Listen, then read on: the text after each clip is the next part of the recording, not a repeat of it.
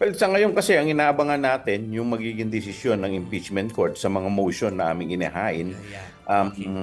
Kami po ay naghain ng motion na kung saan sana payagan po kami na mag-conduct ng impeachment trial sa ating lengguwahe, sa wikang Pilipino Mm. at sa wikang Ingles.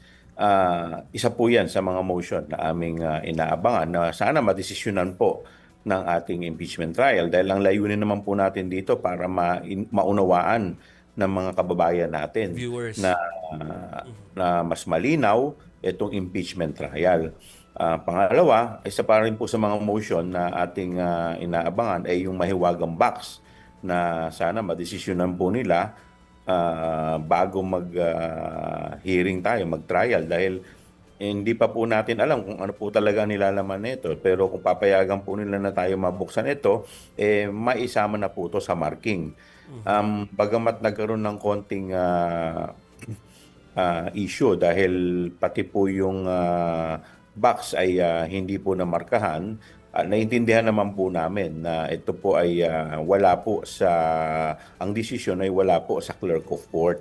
Kaya sana madesisyonan po ito ng agaran ng ating impeachment court.